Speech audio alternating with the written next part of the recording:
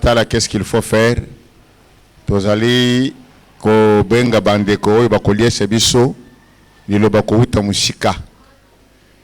Bandeko to mesana na bango pe tozana bango na konjima moko. Ndelelo tozui lipambole ya koyamba oyo boshibo mesana na ye le révérend pasteur Gustave Kumande akoya kolie sebiso liloba. Et Salim Kolobele a quitté. Je sais que quand il se met debout, souvent il y a de bonnes choses. Je le vois très fort là-bas, avec son fameux livre sur l'onction. Il ne me l'a pas dit, mais j'ai déjà vu que c'est ça. C'est ça, hein? Voilà.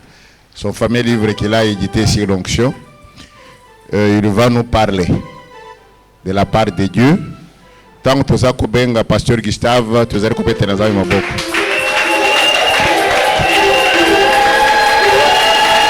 Voilà. Amen. Amen. Tout à l'heure, j'étais dans le bureau avec le pasteur en train de me raconter ce qui lui est arrivé. Il y a l'interprète. Interprète n'est pas là? Ok. La lobby, tout. Ça va. Tout est assis qu'on a lingala.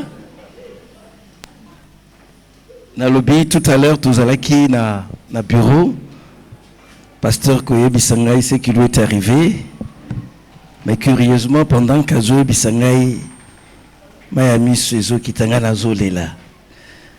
Nazo réalisé que peut-être tu comprends quand pensate que bomo inabishe zakana maboko nzambe et que bomo wana pe ko kende anen klende mais ce qui est ça veut dire que nzamba zana na yo posa et on a vu ça ka batu ke pona ngai loke l'équipe loko nyonso loko motuya pona ngai ezela ka pema na bomo est-ce que koko to mona maboko lo muki likolo opesa ka nzambe merci pour tous na pema li pambole li kima pambole nyonso ezapema zapema wali ko pema te po wali mosantu koleka wali ko pema te poza na mutuya mingi koleka ozali ko pema te po ete oleki ba mususu ba nzoto na bango ekoti na banda kwa malili wali ko pema po ete nkolo mpema andimi ke opema.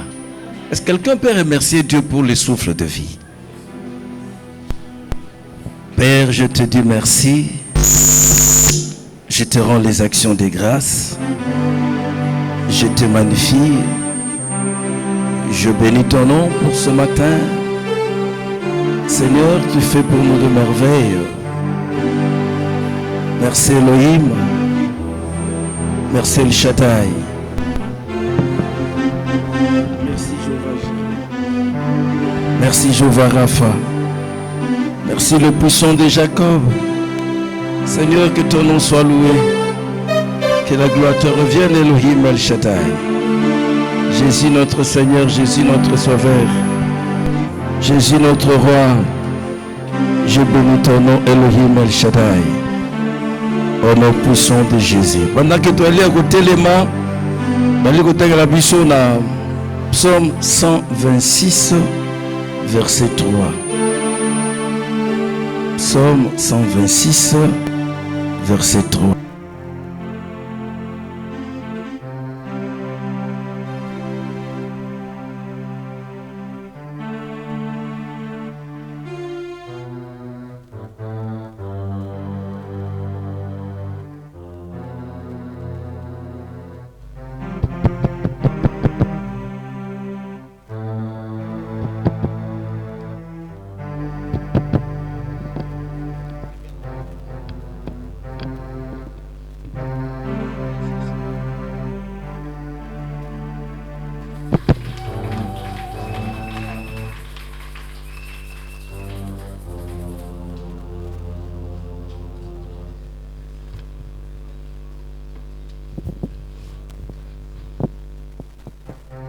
lisusu biso lisusu pe na tondi molingami moninga ndeko pasteur pour Nangolo à Salibiso Yako Ndima était Atikala Biso Ngwende Atikala Biso cher Tomata Petute Lilobana Nzambe.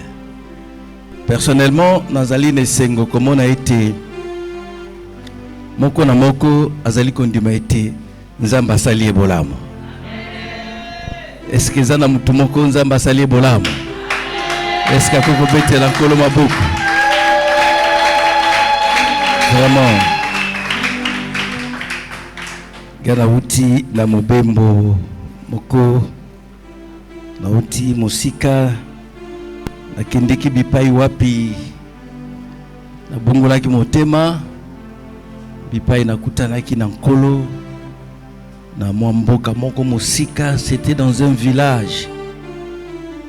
Kozana mbujimai ozui mutuka ozokende nzela ya Kabinda à 60 km ezana mboka moko abenga kango Katanda. Zamboka yebani zamboka ebimisa ba grand commerçant ay Zamba salaki grâce. Ça fait très longtemps nakutana na mboka wana, j'étais allé en vacances et kuna nakutani na nkolo na bandi pe ko salela ye. Mais elle quitte 38 ans depuis na bongola motema, je pense 38 ou 39 na bandi koluka batuba lakisaki nga liloba na Nzambe batuba Lakisakinga ko sambela. Ça fait très longtemps na lokinga be lelo Nzamba sali grâce tokomi ko tambola mais naza na bisika naza na batu basunga kangai. J'ai quelqu'un qui m'avait donné la Bible. J'ai quelqu'un qui m'avait pour la toute première fois apesinga cher, apesinga Bible na mati. La Bible lukelanga mutuana tous les jours je priais. Je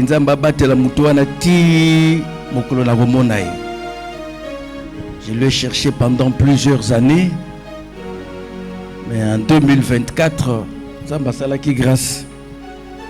Salaki na mboka moko au sud de la France, nazote ya na yoki téléphone sonné. Ah mon fils, ba yebisinga ozoluka ngai bi oui. Azoluka yo penza nazana posa.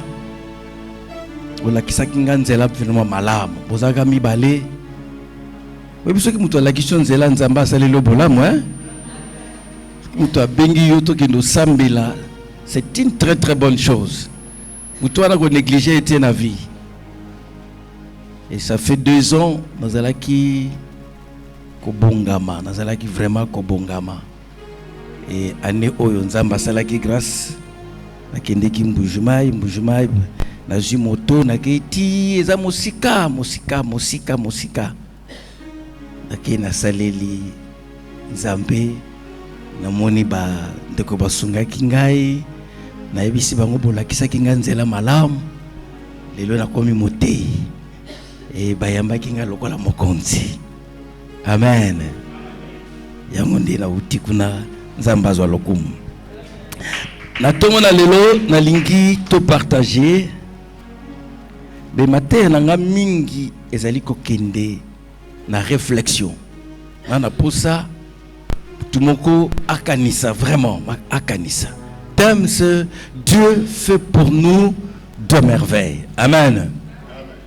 Wana tutangi nde komami na Biblia était Nzambe azali ko sala. Ça veut dire asalela batu bolamu. Lelo pe azali ko sala lobi pe akosala. Mena likolo na yango na lingi yo po kanisa soki Nzamba salela batu bolamu soki oyoka mutu atelemi atatoli c'est que yo pe akosalela yo bo pe kosalela yo. Mais je vais vous dire quelque chose na tongo la lelo. Oui, comme ma mission la réflexion, ezali était en grande partie ya bolamu oyo Nzamba salela ka batu plus ça dépend ya moto en grand nombre de pourcentages que de la volonté de Dieu. Bolamu oyo nzamba salelaka bato. Est-ce que vous m'avez zoyoka? Eza na lingana, n'est-ce pas? Bolamu oyo nzamba salelaka bato. Et dépendaka mingi en grand nombre de pourcentage ya bato qui a volonté en ça. Est-ce que tu vas comprendre quelque chose? Ça veut dire que kobika bolamu komona bolamu ezo dépendre ndena yo.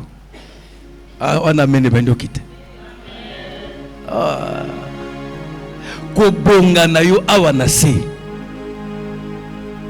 Kobonga na yo awa na se. Mingi ezo dépendre ndena yo. Ce qu'on appelle c'est un exemple moko ko choquer bino ko scandaliser bino dalinga côté ya mingi na ba exemple. Nana yebi moyen de transport mo ba benga kikalungu. Kikalungu. Mutu moko ayebi te. Nana yebi. Oza Kongo? Kikalungu ezani.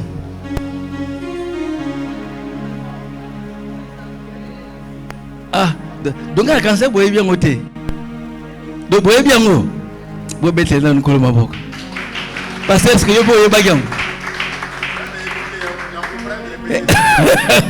Donc yeba raté que na Kinshasa autour na transport mo babenga ngo Kikalungu.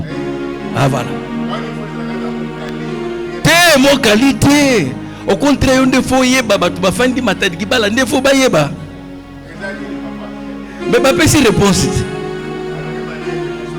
Bama loba makasir que remorque. Maman, vous avez Congo? Ah, vous comprenez? Remorque. Ah. La lobi bête na nkolo maboko makasi na ebisho liko.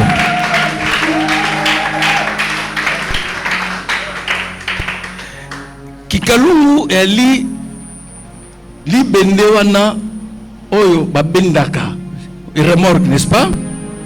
Eza na kitité. Eza li bende moko makasi. Li bende moko makasi. Au mona likolo li bende wana ba maman ba fandi. Et la majorité ba tu ba fandaka bazaka ba tu ba uti ba Congo ba yeko teka awa. Ba teki. Ceux qui toi teki azana mbongo to azana makasa. Azana? Siko pona ko zonga. Amati afuti na chauffeur amati likolo ya Kikalungu ti matadi. Est-ce que Kinshasa matadi moyen de transport monsieur ezate ezali moto nazo matate likolo ya Kikalungu po azangi mbongo te. Ce n'est pas pour azangi mbongo. Azo mona que le moyen le plus facile pour lui. Oui, ils ont sepeli ça y. Ils allaient le Rwanda. Nana sa monango. Nana sa mona mutu afandi likolo Kikalungu. Siko tala ba risque ezali. Est-ce que le ko simbeleza? Ezate. Ceinture de sécurité ezate. Moindre geste bozo sopana pino nyonso bokei. Et puis remorque etambolaka malembe te po ete memi batu te et ko rouler kaka na vitesse normale. Maintenant imaginez-vous comment une maman responsable azana bana aye koteka, elle peut prendre le risque ya komata likolo ya eloko wana. Pe akomi na ndaku bana na yeba yebike mama yake na Kikalungu. Ça veut dire que yé komata na Kikalungu pona ye ils ont représenté danger mon côté. Asi ame mesana. Azo trouvango normal. Pona ye eza no normal. Alors bila kokoma na mutu na ye raisonnement boende ezali. Ata na côté na taxi na futi $20 na kokoma. ata na mati na bus na futi $15 na kokoma. Ata na mati likolo ya kikalungu na futi 10 000 na ko pona ye essentiel ezali Nzambe azo salela batu bolamu. Me banani oyo Nzambe azo salela bolamu. Siko na koti na matena ngai. Luc chapitre 15 à partir du 11e verset. Luc chapitre 15 à partir du 11e verset. Soko kiti bazo betela biso masolo ya bana mibale na kati ya ndako moko. Papa na bango azalaki na bozu ebele. Toyebi histoire, n'est-ce pas? Ti bana kodimba yebi histoire wana mala.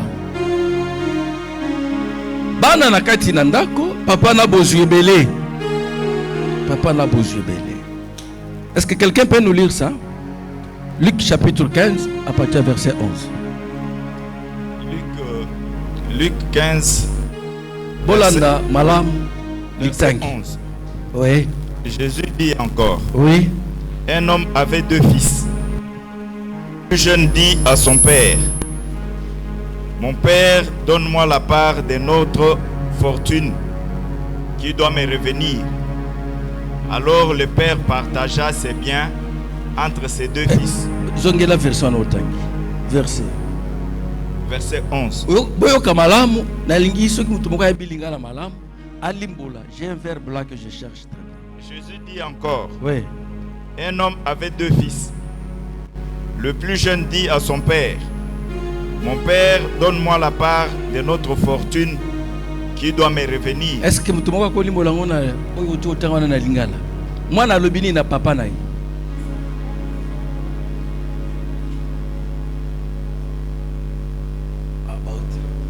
Il y a un verbe là qui n'arrive pas à traduire en très bien. Donne-moi ma part qui doit me revenir. J'aime le verbe devoir là, qui doit me revenir. Nalinga la bakolo bango ndengini. Pesa ngai oyo.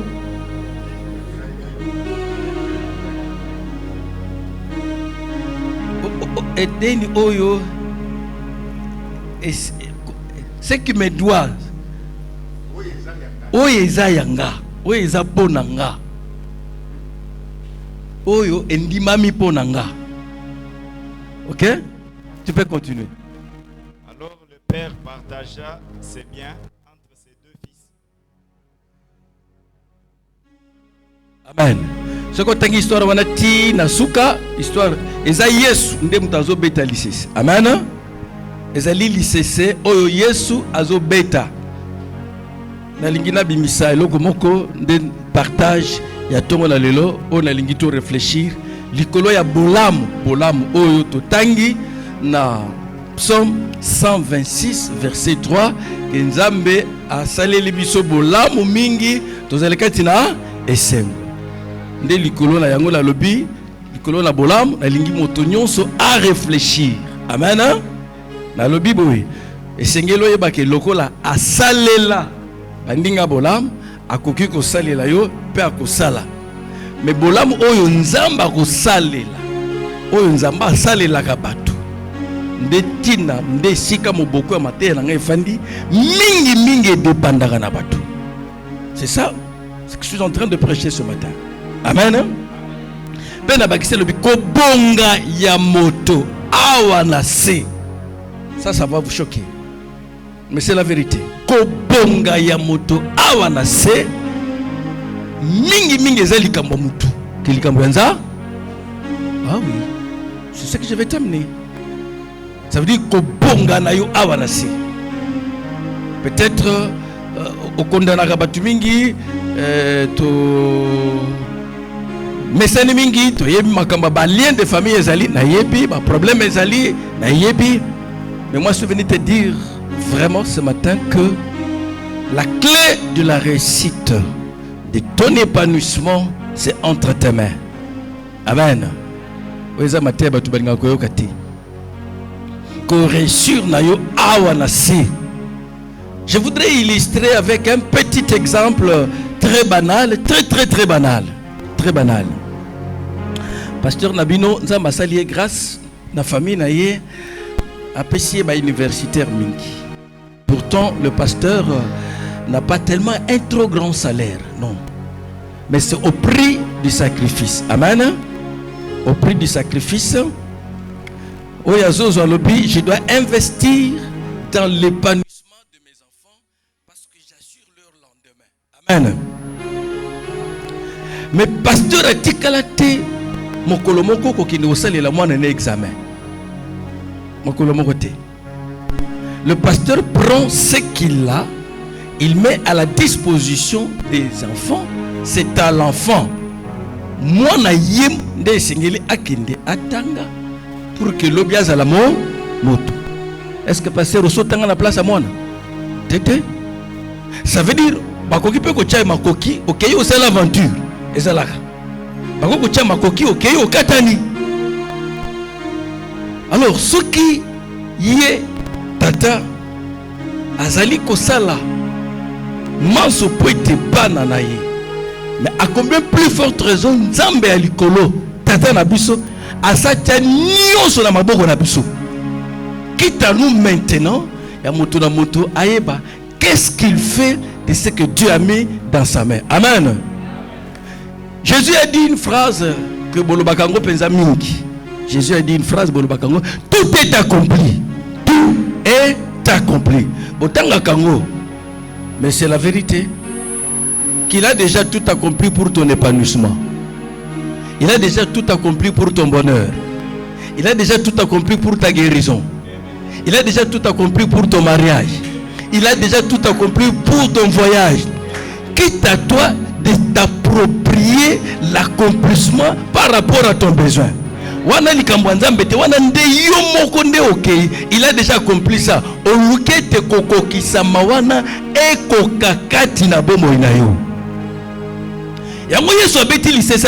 Est-ce que vous avez malam?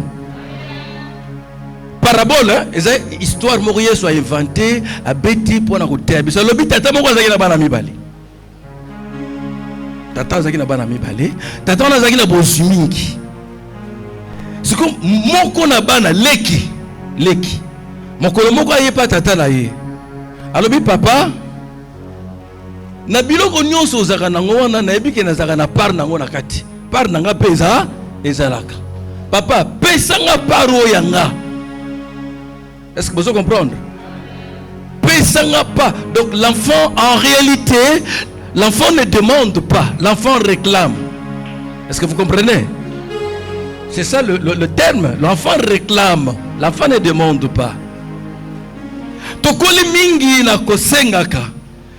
Mais toyekoli pete que nous avons droit à réclamer certaines choses. La kanisa ki mutu moko loba amen. Ndebi pe na koko ndakomo kota na mosindo matena. Les enfants de Dieu mingi bazo pika na ndako nzambe comme des esclaves. Bana nzambe. Beaucoup d'enfants de Dieu vivent dans la maison de Dieu rien comme que de serviteurs. Ne peuvent vivre comme les enfants de la maison. Mingi bali bana nzambe. Mais la mentalité na bango nanu bazu mentalité ya bana na nzambe te.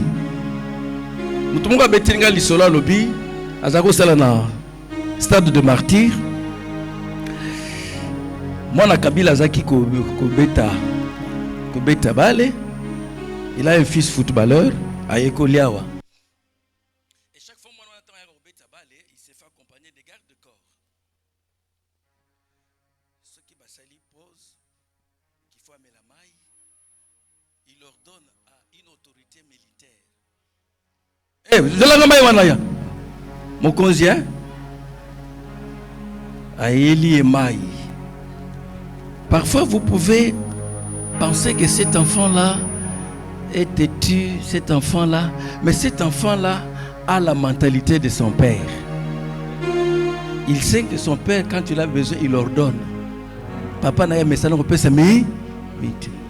Et dans la peau de cet enfant-là, ata lali, ata azawapi, il réfléchit, il raisonne comme moi dans mon konzi. Parce que ezali na ADN na ye. Est-ce que vous doit comprendre? Ba réflexe, ba comportement na ye abotami na bokonzi. C'est tout à fait normal que ba réflexe ya bongo ezala kati na ye. Na tona lelo na lingi ba réflexe ya bana na Nzambe kota kati na biso. Amen. Na lingi ba raisonnement ya bana na Nzambe kota kati na biso. Parce que ezala biloko mususu yo ezala posa kaka osenga te. Biloko mususu ezala posa kaka ozwa. Parce que tu es l'ayant droit. Oh, mais tu connais la vérité. Je suis venu prêcher la vérité. Rien que là. Ce que je suis lobby, bana mi balé, moko azoye bisa papa na ye. Papa, pesanga par nanga, pesanga par nanga. Lisolo uti na monoko ya prophète te. Yesu na biso nde abeti lisolo wana. Yesu na abeti lisolo. Abi papa boite. Parce que papa yebaki ke na nyonso azalaka na yango bana na yepe bazaka na part. Papa yebaka ngo. Papa yebaka. Et papa était content de voir que moi na yepa yebaki yango. Que cet enfant a le droit. Bane kozala na bana na poto. C'est un avantage hein. Na poto bana bazo futa bango 300 € par mois. Bana kilasi. Kanisa mwana. Bana belé batanga. Mwana nyonso azana 300 € par mois. Kanisa na soko zana bana 5. Hein? Na ebi papa moko ayaka wa bani basha ke kuna posa neka bana belé po. Aibi ke bana na poto bazana. Papa wana yebaki ke mwana wana yebaki ke ndenge nazaka boye nazaka pe na compte na ngai. Mwana wana yebaki ke na biloko nyonso papa oyo yanga pe ezalaka. Siko mwana wana yokaki posa papa na ya salela ye bolamu na bandeli. Mwana wana ayokaki posa papa na ya sala nini asalela ye bo. Na ye kola musa mutu moko posa e mataye tata na ya salela ye bo. Na lobi na ye kola musa posa ya mutu moko na tongo na lelo papa na ye pe asalela ye bolamu. Ah oui, parce que ça papa na yo. Papa pesa par na ngai. Mwana monika bi umelite papa ki abimisi nyonso apesi mwana. Eh, mais mwana zaka mwana. Taliboye. Ah, mbongo. Ah, ba noto nyonso mokili. C'est tout à fait normal. Amen. C'est tout à fait normal. Oui, mais posa mususu nano yete parce que nano simbi biloko mususu te. Amen. Ah oui. Ça biloko mususu tako ko simba est-ce que nakope ko kende kolia na inter hein? Et yeko. Ah oui. Amen. Mais mususu ko yate po te ye mentalité ne zaka kikalungu. Abi ngai kaka na kikalungu nakuta ba mama na ngai ba koko na ngai bakendeke ba kongo na kikalungu ngape kaka kikalungu te na ekolongola mentalité kikalungu na mutu moko na tongola le na kombo na Yesu. Faut elongwa. Faut que des matadi na ba bis moko ya bien. Na climatisation ezo beta ndule ozo adorer Nzambe. Ah oui. Ah oui, c'est possible. Oui, c'est possible. Tika biloko wana kite. Oh non, l'essentiel est quand na koma. Te. Oh l'essentiel est quand no na mokolo eleka. Na ata na zwi na ngaka Thompson na Muntambu na te. Ataki mona na Nzambe, lelo na le mbinzo, olebembi biso. Lelo ki pose, olebe c'est possible.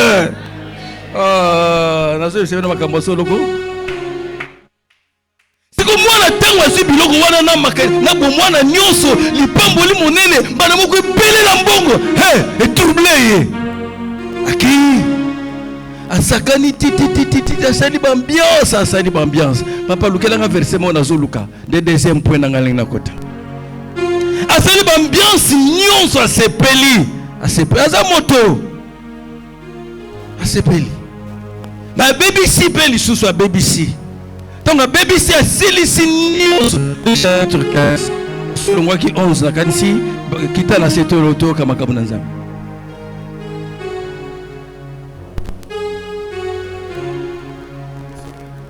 Te bandaka na 11 wana okita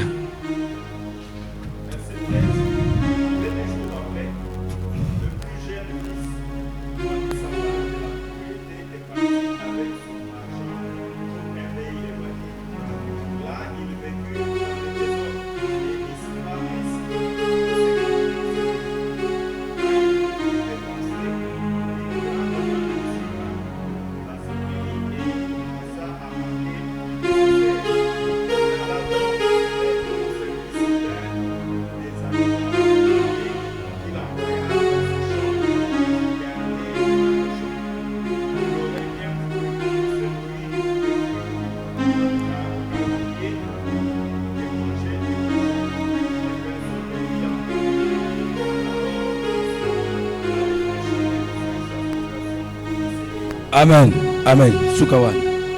Dans d'autres versions, Balobi, quand il est revenu en lui-même, alors Balobi, quand tu l'as réfléchi, réfléchir,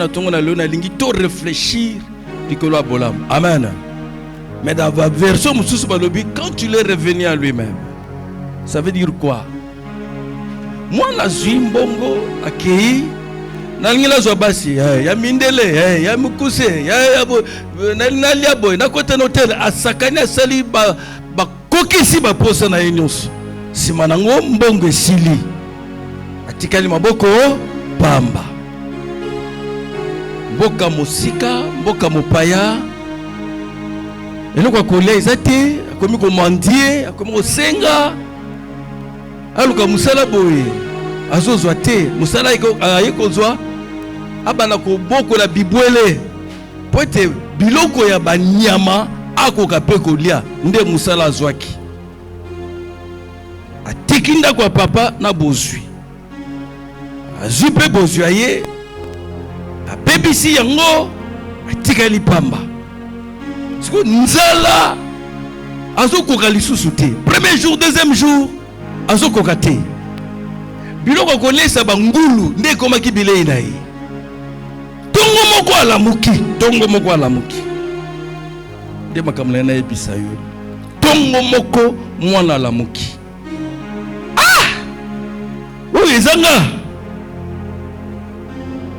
le fils du roi na ndako ya bameme nakomolia oyo te. Cette situation doit prendre fin aujourd'hui. Yemoko. Dans la vie de toute personne, il doit y avoir un jour décisif où la personne doit prendre la décision cruciale sur sa vie. Na lobi na vie ya moto nyonso awa na se. Esengeli na mokolo moko o esengeli moto afanda akanisa malamu likolo bomo ina ye oteli mbula ozanango oteli bipai oyo uti oteli bipai ozokende. Est-ce que nazali te na eloko moko na koko sala pour que lobi na ngeza la malamu? Le pasteur Aouti a bêté lisolo, azo bêté lisolo, ngama ya miso zotanga. La levé, mutunaza masaki ndeki. Mais pourquoi il n'est pas parti? Ça, ce sont des questions que nous devons nous poser. Pourquoi il n'est pas parti? Ça veut dire qu'il y a encore une mission. C'est encore qu'il y a encore une utilité. Lui ne peut pas prendre ça au hasard. Non, c'est un message. Et ça doit être aussi un message pour vous. Amen. Ah oui. Ah oui. Pourquoi? Il y a un pourquoi. Il y a un pourquoi. Et il doit y avoir aussi un parce que. Ah oui. Est-ce que tu réfléchis? Pourquoi Dieu te garde en vie jusqu'aujourd'hui? Pourquoi tu as le souffle de vie? Pourquoi? Ma belle habitude africain, c'est de penser toujours nous avons le temps, nous avons le temps. Non. Ah oui. Le besoin Nzambe. Abetenga lisolo eselinga pasi yande komoko yakiawa pazongi Nzamba zui molimo na. Ce sont des choses qui arrivent. Oui, ya lobi to yebite ya lobi. Mais qu'est-ce que tu fais de ton présent? Qu'est-ce que tu fais de ton présent? Qu'est-ce que tu fais du souffle de vie que l'Éternel Dieu te donne à chaque instant? Et tu penses qu'il continuera toujours à te les donner pour que tu fasses n'importe quoi? Non. Non. À un certain moment, il faut que tu reviennes à toi-même. Est-ce que Nazali ko jouer rôle nanga lokola tata? Nazali ko jouer rôle nanga lokola maman? Est-ce que Nazali ko jouer rôle nanga lokola kolutu? Est-ce que Nazali ko jouer rôle nanga lokola? Pourquoi Dieu me donne encore ce souffle de vie? Pourquoi Pourquoi? Mais ce sont des questions que les gens ne se posent pas. Non. Tu dois veiller sur ta vie. Tu dois veiller sur ta vie. Moi, j'ai pris conscience d'une chose.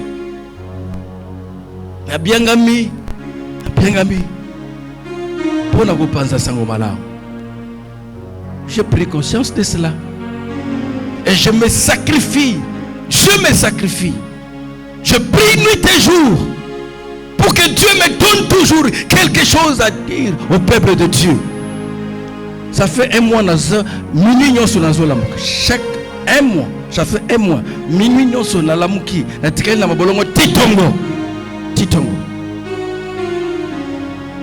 Papa na bino apesanga kombo moko. Na yebaka signification na motemela ko yebela ngona mbujimai.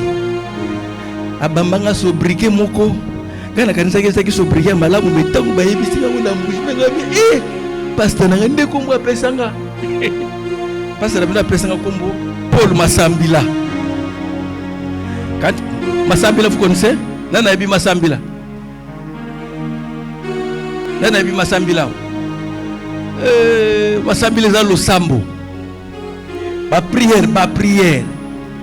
Alors quand nous avons maté ba retraite parce que après ça comme Paul Masambila. Ngana kanisa ki il me comparait à Paul de la Bible, non. Et ça qui Paul la Bible était. Ah on a kena mbujima inazoe bisa mutu apesanga cher abi nazana camarade nanga moko apesanga kombo Paul Masambila. Ah bien ko Paul Masambila. Ah oui. Mais c'est bien. Paul Masambila zaki sango moko na mbujima ya bato akala baye bakaye. Kabi parce que moi sanga zako comparer ngana ah bien zaki bipa bisika nyo sortir dans cela. Kabi zamba lolo. Pasteur, yo benganga Paul Masambila abukani na koseka. Ngamikana kanzaki zaki pour la Bible habité. Ezaki sango mo wambujima batyo so baye bakaye. Mais après ça kombo Paul Masambila parce que j'étais un homme de prière. Amen. Zonga nanu katina yo. Zonga katina yo. Ndeko bali, oui, yo poko bala. Mais quelle est ta part de responsabilité de matin nangai? Ndeko wana zo sala, oui, yo poko sala, mais quelle est ta part de responsabilité? Quelle est ta part de responsabilité? L'enfant réclame. Accueilli à sui, oui, accueilli à BBC. Mais à ceux qui wana te. A tikali kaka te na ko s'apitoyer, o nga muto masumu, nga muto pasi te. Il y a eu un jour où l'enfant a pris conscience. Nazonyo comme oui, il y a ça là qui m'a payé à solo. Na baby si bilonga papa ya solo, mais il reste mon père. Ah, je vais dire à quelqu'un ce matin, quel que soit ce que tu as fait, quelles que soient tes erreurs, quelles que soient tes fautes, l'Éternel reste ton père. Dieu reste le Dieu miséricordieux. Au salambeba oui, bajola yo oui, baseka yo oui, bafinga yo oui. Mais Dieu reste ton père. Et il est le Dieu d'amour. Akotika kolinga yote. Kotika la te ko se condamner, kotika la te na ba souvenir à ma belle, kotika la te na le passé. Te, ce kotiki passé te kotika yote. C'est à toi ya kotika passé. C'était toi. Na sala ki erreur oui. Na koisa ma ki oui. Na finga ma ki oui. Mais maintenant na zozo mokano ya kotelema.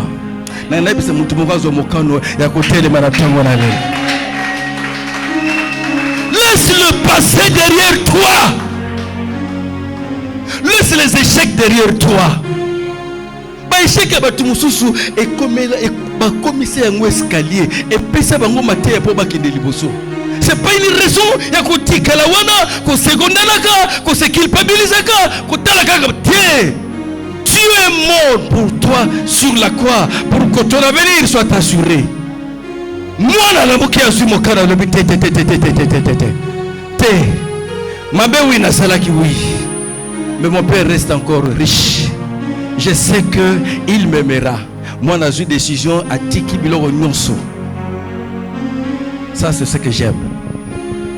Moi, na Tiki. Mikolo Nyonso, papa, c'est la Ramoana. Comme j'ai dit à quelqu'un, tous les jours aussi, Dieu attend que tu prennes conscience de ce que tu es. La Bandeli, tous les jours, Dieu attend que tu prennes conscience de ce que tu es. Yomoko se valoriser nanu. Yomoko miyeba na sanani. Oyeba kozala mwana na nzambe ezanini. Ezanini. Ezama sekite être un enfant de Dieu. Ah, bilende bo mwana kango pa metika na bisoke ngana comprendre kozala mwana nzambe ezani. C'est kozala mwana ya créateur de toutes choses visibles et invisibles. J'ai conscience de ce que tu es réellement. Moi, j'ai conscience. Et puis à Zongi. Et le Père lui avait réservé 3 bénédictions que nous allons voir et puis nous allons terminer. La première bénédiction, quand l'enfant est venu, Namosika, la première bénédiction, c'était la robe. Amen. Et puis la robe. Et puis la robe. Moi, na balatisi Kazaka, balatissier manteau. Balatissier manteau. Quand tu prends conscience de ce que tu es, la première des choses que Dieu va faire, c'est te donner ces 3 choses, à savoir la robe. La robe représente la restauration de la justice et de la dignité.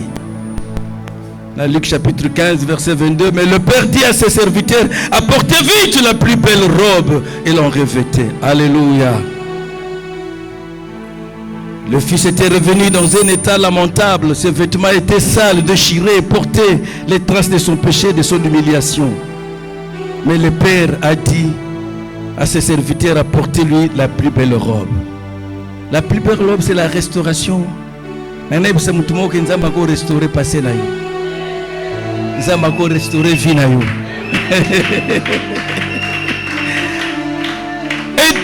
peut te couvrir de sa justice. Ça veut dire na miso batu yo momeli makaya na miso batu yo ndumba na miso batu mais na miso ya tata na yo akomona latisi yo boyenge beni. Dieu peut te revêtir de la justice. Ça veut dire ce qui compte plus c'est la justice de Dieu. Tikanzamba tanga yo moyenge beni. Tikanzamba ndima yo na présence na ye.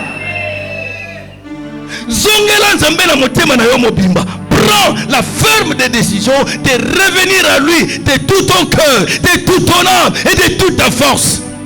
Il y a une robe qui t'attend. La robe, c'est la restauration. Tikanzamba restauré. Bande gonzamba restaurera batuko? Oui. Nazako mona ngopona batu mususu mais et comment lekela ngana comment mona ngoloko la ndoto. Comment ngoloko la ndoto. Cette année, je ne sais pas combien de fois je suis allé prêcher à Paris. Dernièrement, dans cette vidéo, j'étais logé à 14e étage. Dans le étage, Nathalie n'a pas dit hey! Kolongo kuna tiao kaka nzambe. Amen. Kaka nzambe. Mais bien aimé, Dieu peut te restaurer. Zamba koko bosa ni sayo milelo. Zamba koko bosa ni sayo banzala olala na yango zamba na lola. Ah oui, ah oui, ah oui. Zamba koko bosa ni sayo le passé. Akolongo la soni we mokile lati sayo. Dieu peut faire ça. Mais à une seule condition, que tu reviennes d'abord en toi-même. Amen. Moi, je suis manteau. C'est ce que je voudrais aborder comme au deuxième point. Le manteau, c'est un revêtement spirituel. Namokilio yase. Et ça n'a pas été comme kendo ça la bataille au biso za bolumbu. Ce que tu as mis ce mimba les mis ça tu vas moniquer, tu n'as pas une protection. Amen. Ça ce sont les occultistes. Tu kana biso ke na mokili asawa. Ezaka manteau mibale. Ya nzambe na ya satana. Pona bisika mususu kota ba porte fungoma. Esengeli olatisama. Soki nzamba latisi yo na manteau na ye. Ha, bandoki bakoki koya. Oui, bakoki koya. Mais ce qui nous a balatissé na manteau na ye nzambe. Na biso ke ba porte te kangama na ba kadene ya modèle nini mais à cause ya manteau wana ba porte ko fungwama. Ah oui. Toza na protection moko o so ki ba Kristo nyonso miso na bango ko fungwama. Ba mona ndenge nzamba zipa biso, ndenge nzamba latisa biso. Nzamba fungola miso mutu moko na tongo na lelo. Mutu moko na tongo na lelo sepela ke nzambe pa latisa ye. Parce que vous allez boire bandoki bazotala bazomono kaka pamba bazomono bulumbu bazomono bakosakana na yo mais na lingi na tongo na lelo rozo bima we bisanzambe na latisa mina manteau libela na libela. Désire le revêtement de Dieu. Désire nzamba pakola yo. Désire nzamba latisa yo. Désire nzamba ezana soni moko mokile ko longola tekaka yeme. Soki nzamba zipio na soni peke. Mwana balatisi. Mutu moko alatisa maratongo na lelo na kombo na Yesu.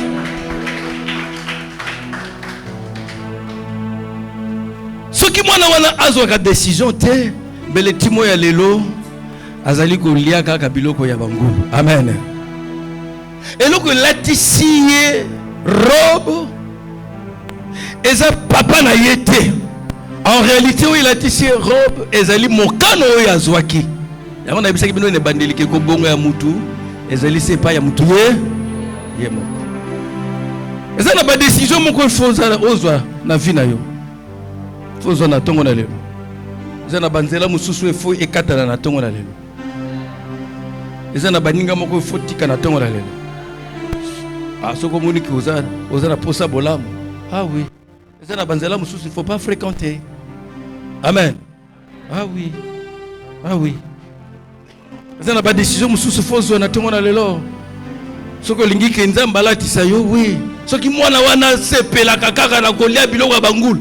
Neti pe moya lelo ba mingi bako sepela kolia biloko ya bangulu. Pendant que na ndako ya papa na ndako ya tata bozu eza ebele. Cet exemple est possible dans Kikalungu. Ils ont des mentalités. Soit aux autres, c'est pour la colia gabiloko na porcherie. Soit au lingo matana mesa. Mais tout dépend de ta décision. Amen. La première des choses que papa a fait sa mona, ezali robe. Robe qui signifie la restauration de la justice et de la dignité. Nzamba kozongi sa dignité na yo. Amen. Vous avez kulutu, mais dignité kenda, parce que tu n'as rien, mais Dieu est capable de te restaurer. Il y a kozongi c'est une dignité na yo. Pas tu peux pas na repérer ça yo respect. Et amen. La première chose c'est la robe. Amen.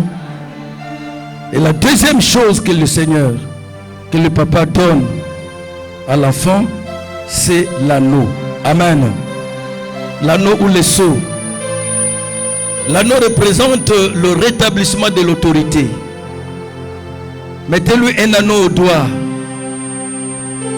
À l'époque biblique, l'anneau était un symbole d'autorité, de pouvoir et d'appartenance familiale. Amen. La non confirme la filiation. Le père ne dit pas tu seras mon serviteur, mais il dit tu es mon fils. Romains chapitre 8 verset 15 dit vous avez reçu l'esprit d'adoption par lequel nous crions Abba Père. Oza moana, et tu as aussi droit. Amen. Oza peu droit.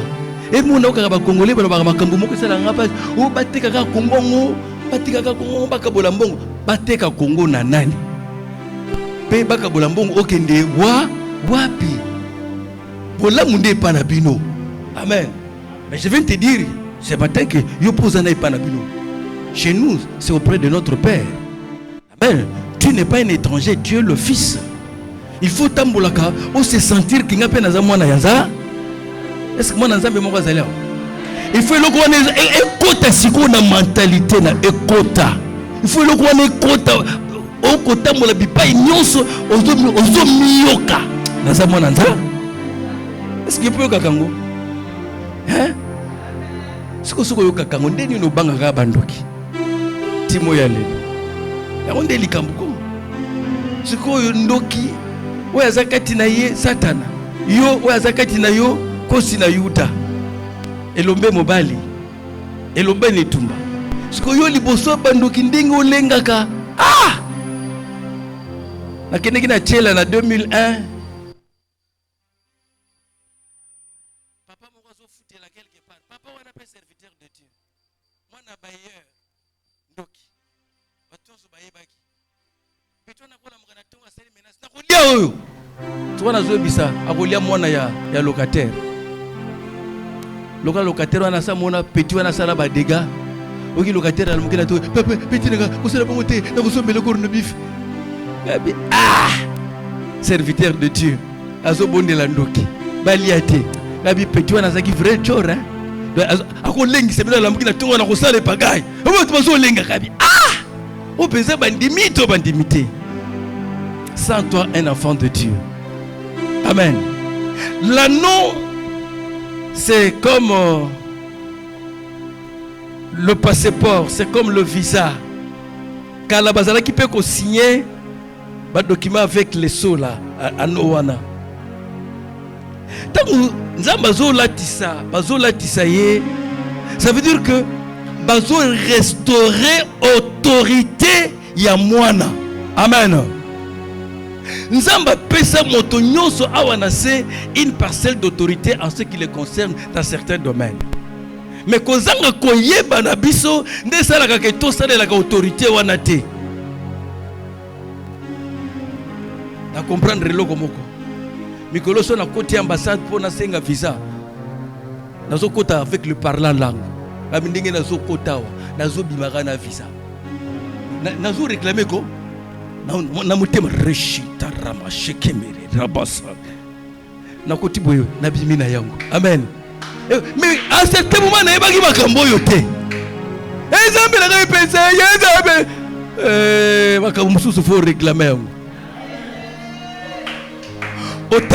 Otali ambassadeur wala na misolobi na mutema yozo pesa nga visa au nom de. Est-ce que quelqu'un croit ces choses? Parce que quand il a eu autorité ezali. Salut la autorité nzamba pesi yo. Salut l'autorité. Ah oui. Na bisika mususu ulubunga nisama kanisi. Nzambe sunganga pechanga maloba wona koloba. Omoni nzamba pesi yo autorité. Ozana ngo mutu aye olubuka elokuta bezo bimisa maloba moko na autorité mutazonge pe na kimia. Je vous dis c'est la vérité. Salut l'autorité nzamba pesi yo. Kozaka mutaka ko milela kate salela autorité nzambe apesi yo. Nzamba apesi mutu nyonso awa autorité.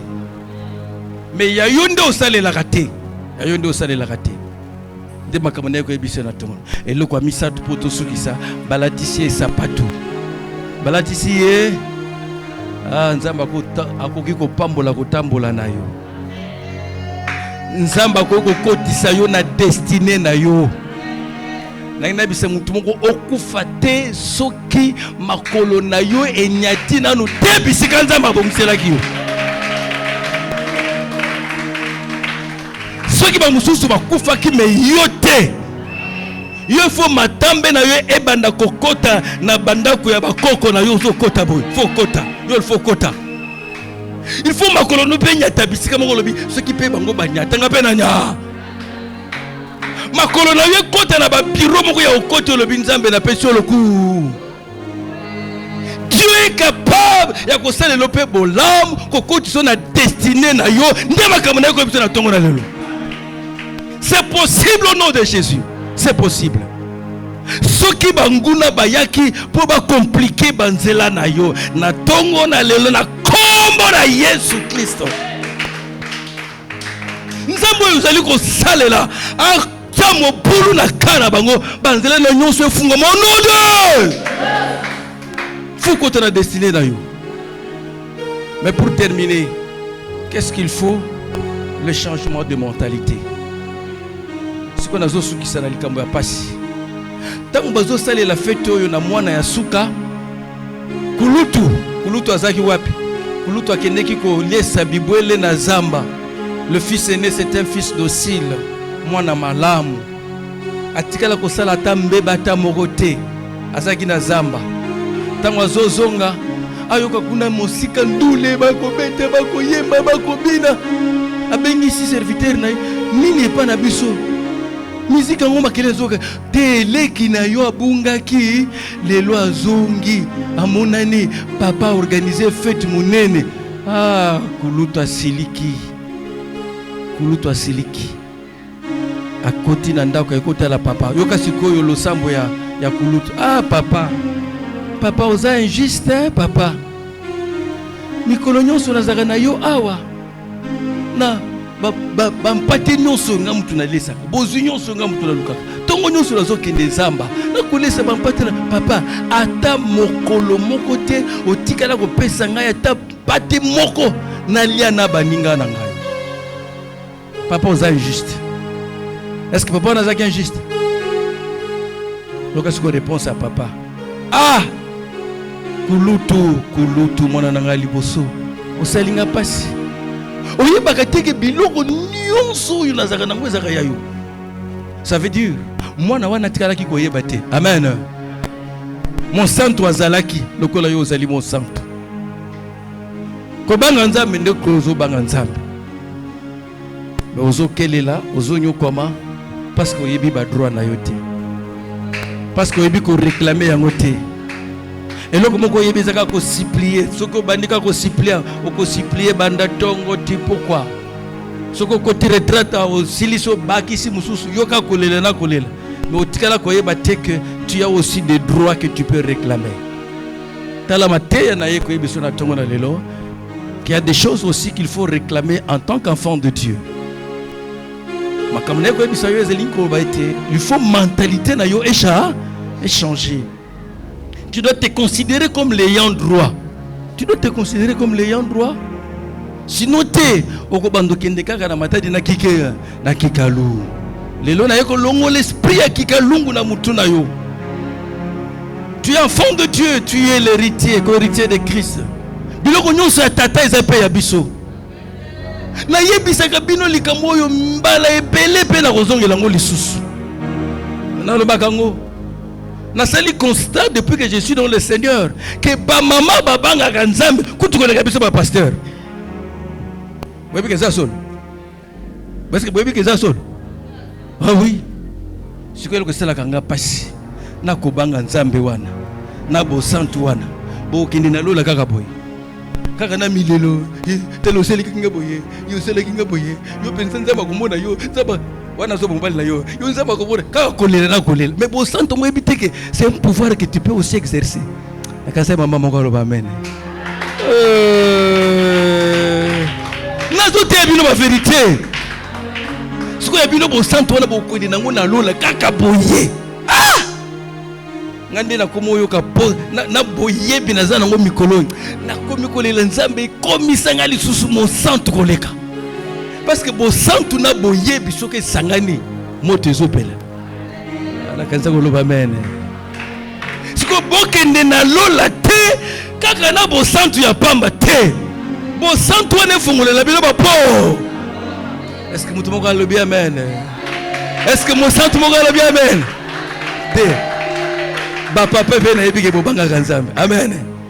Ba papa ba santu pe baza. Siko na bo santu bakisa bo yebi. Pour réclamer ba droit na yo. Pamba te kozala lokola kulutu mo santu mais azoka pasi pour na même moko ba pesi ndeki na ye nzoka nde yende héritier. Je conclue mon message. Ba deux types yaba to yonde bandimi tozana bango l'église. Ezana bandimi mususu bako banga nzambe oui mais ba droit na bango ba yebite.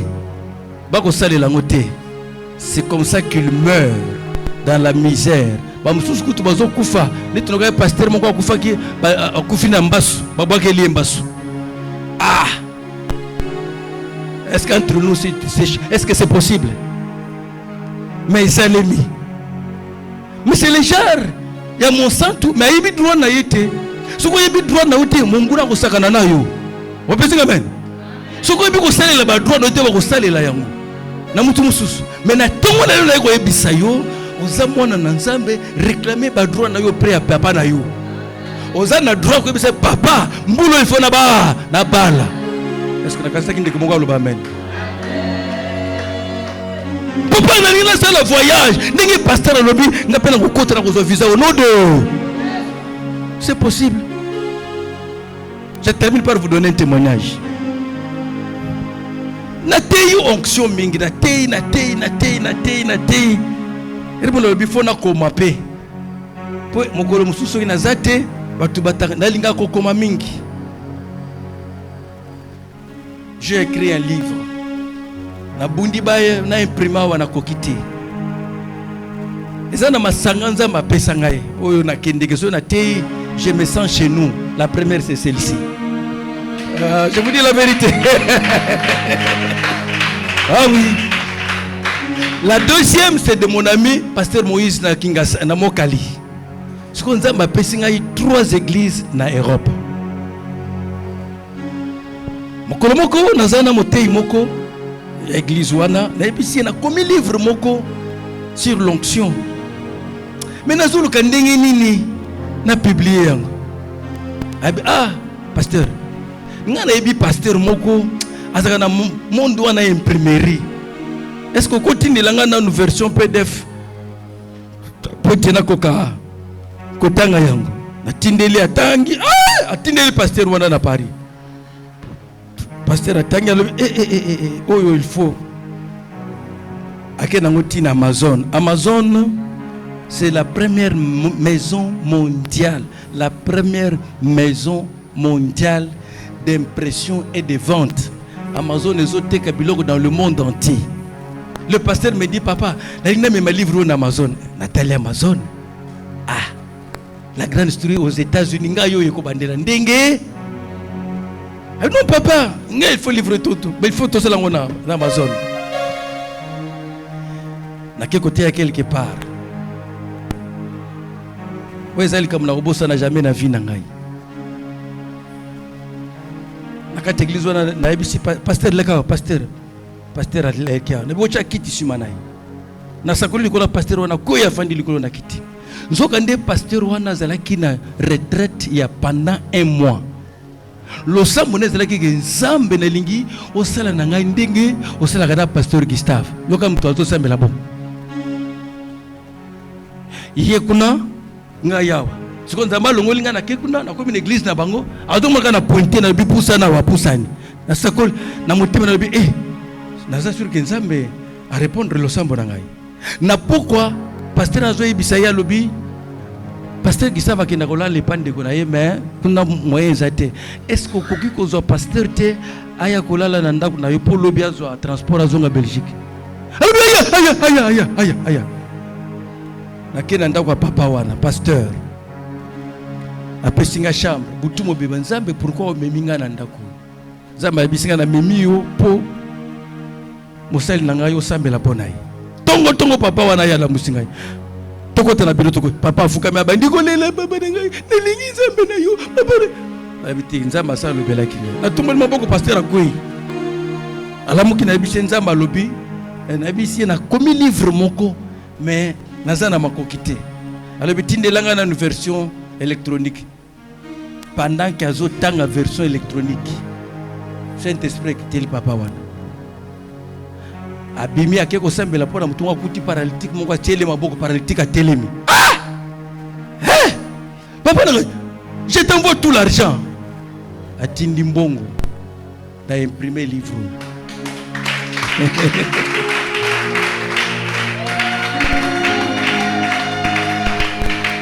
Siko kali pambolinga na yebisa yo. Livre ezotekama na Amazon, ça veut dire presque le monde entier, et à l'internet. La première personne qui a acheté ces livres, c'est ma fille à partir aux États-Unis. Ami papa, est-ce que vous avez solo? Sur le côté internet, ça veut dire qu'à tel lieu, on a confié livre jusqu'à l'infini. Jusqu'à l'infini. Quand Nzambe n'a pas salé là. Je termine mon message. Dieu fait pour nous des merveilles, n'est-ce pas? Mais dans le but qui merveille, oui, en grande partie, ça dépend de qui? De nous-mêmes. Nous avons une part de responsabilités. Zonga Katinayo. Pourquoi tu es encore vivant jusqu'aujourd'hui? N'y a-t-il pas quelque chose que tu dois faire? N'y a-t-il pas quelque chose que tu dois cesser de faire? N'y a-t-il pas certains amis qu'il faut abandonner? N'y a-t-il pas un chemin qu'il faut bannir dans ta vie? Zonga Katinayo. Ah, j'ai commis kopusana. Zomo kano esengeli. Pote bolamo totei. Bolamo yonzamba asale la kabatu. Asale la yope. J'ai besoin que tu prennes conscience de ta vie, jeune homme. Zamba salo grâce au yaka koyoka liloba na nzambe. Mais prends au sérieux maté à lelo. S'il y a une décision qu'il faut que tu prennes, prends-la aujourd'hui. Pour que l'obina yoeza la ma. Koya ko kanga bando kipamba. Koya ko semisaba ba lien de famille pamba. Na yebi bando ki bazali. Na yebi ba lien bazali. Mais na yebi pe loko moko. Mokano ya moto leki ba démon sur le monde entier. La décision que tu peux prendre ce matin sur ta vie peut déterminer le meilleur qui t'attend. Kolomoko nazana na bus nazo kendote na Longo Belgique. Na ki téléphone ngé sonné celui qui m'appelle Bertin. Wapi Bertin moi ça? Bertin ça. Ah, il m'a dit qu'il est allé, mais il m'a dit que sa femme serait là. Elle est là. Où est sa femme? Ah, ça va. Ah, tellement encore. Ah, je dois avoir. Est-ce que nous avons comme bête encore ma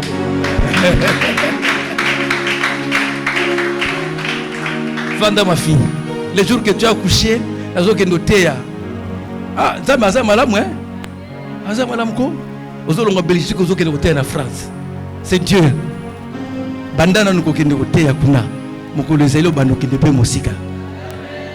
J'étais très content de cette nouvelle. Ah! Ce matin, je vais prier pour quelqu'un.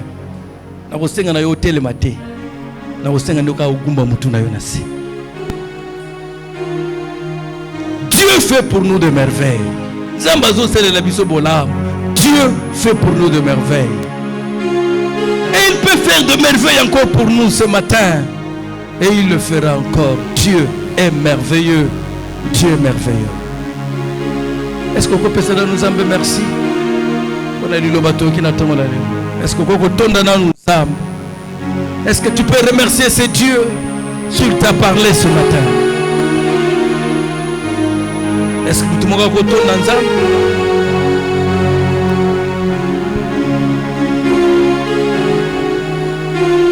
Est-ce que tu peux remercier Dieu? Si réellement il t'a parlé ce matin, est-ce que tu peux lui dire merci ce matin, c'est Dieu? S'il t'a parlé ce matin. Merci Jésus. Merci Jésus.